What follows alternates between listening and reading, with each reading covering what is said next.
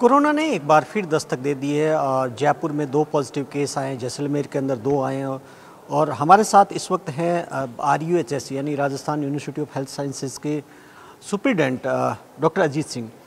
Doctor साहब, अब ये जो वापस कोरोना आया है, एक तो पहले ये है क्या पहले जितना ही घातक है या अलग है?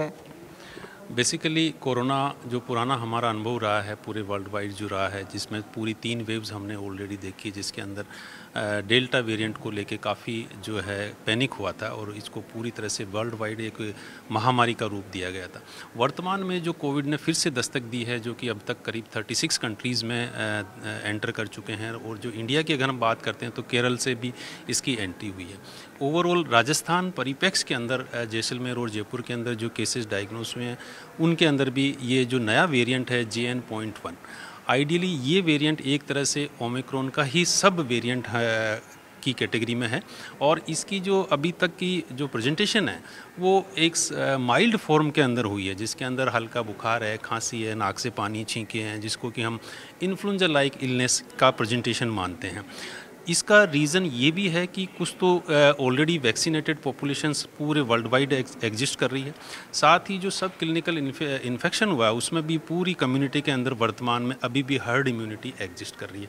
ये 2 परिप्रेक्ष्य में इसकी सीवियरिटी को आगे हम एक्सपेक्ट नहीं कर रहे। जिस ढंग की डेल्टा वेव की जो सीवियरिटी थी, उसके मुकाबले इसका संभावना यही व्यक्त की जा रही है कि माइल्ड फॉर्म में रहना है।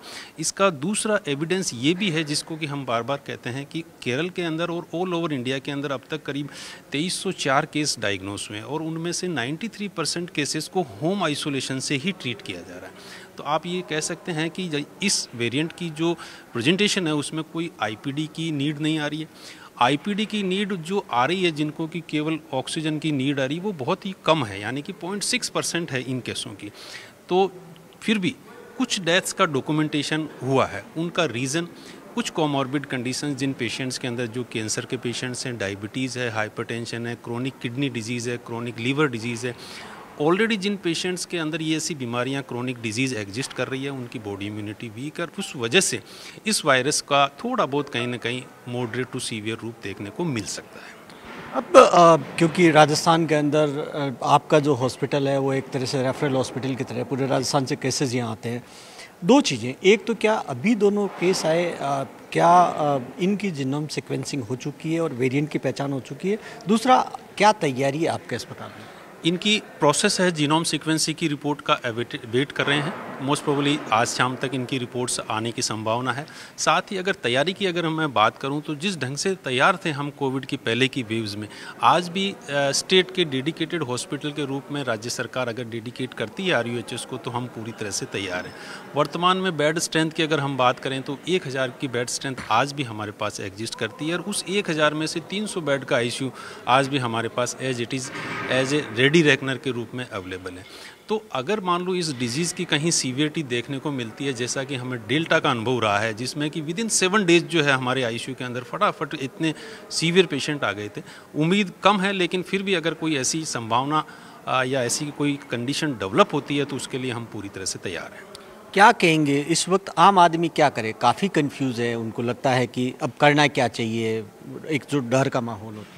बेसिकली इसके लिए मैं आपके माध्यम से पूरी जनता से हम यही अपील करना चाहेंगे। राजस्थान सरकार, चिकित्सा एवं स्वास्थ्य विभाग पूर्ण रूप से आपके लिए मुस्तैद है। चिकित्सा एवं स्वास्थ्य विभाग की तैयारियों में कहीं कोई ऐसा लेक्यूना नहीं है। हम पूरी तरह से इंफ्रास्ट्रक्चर के रूप में, बेड्स के रूप में, ICU बेड्स के रूप में, ऑक्सीजन के रूप में आपके लिए पूरी तरह से तैयार हैं। लेकिन अगर कहीं कोई ऐसे केसेस बढ़ते हैं, तो हमें भी हमारी जिम्मेदारी को समझते हुए कोविड अप्रोप्रिएट बिहेवियर, कल को ऐसी ज़रूरत पड़ती है तो हमें मास्क का उपयोग करते हुए हिचकना नहीं चाहिए। आज हम सब बिल्कुल बिना मास्क के एक तरह से वापस अपनी नॉर्मल लाइफ में आ गए हैं, लेकिन जिस ढंग से केसेस की बढ़ने की संभावना है या केसेस आ रहे हैं, उसके लिए आप अपने स्तर की जिम्मेदारी समझते हुए इन चीज़ों को फॉलो करेंगे तो हम काफ़ी हद तक राज्य सरकार का सहयोग कर पाएंगे। इन 2 केसेस में क्या ट्रैवल हिस्ट्री देखी गई है?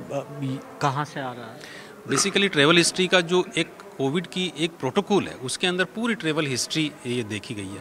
और इवन ट्रैवल हिस्ट्री का अभी फ़िलहाल इस पर्टिकुलर माइल्ड स्ट्रेन के रूप में ऐसा कोई मेजर सिग्निफिकेंस क्लिनिकल रोल निकल के नहीं आ रहा। फिर भी चूँकि वायरस का एक पैटर्न होता है, वायरस आया कहाँ से है, और ये जो इसका जो स्प्रेड होने का तरीका ड्रॉपलेट इन्फेक्शन से होता है, और बॉडी के अंदर क्योंकि कई ओमिक्रॉन ऑलरेडी यहाँ एग्जिस्ट कर रहा था, उसी का ही सब वेरिएंट है JN.1, तो मोस्ट प्रोबेबली वो एक म्यूटेशन का रूप ही हम मान रहे हैं इसको। और बाकी जैसे ही जीनोम सीक्वेंसिंग की रिपोर्ट आती है आपको अपडेट कर दिया जाएगा।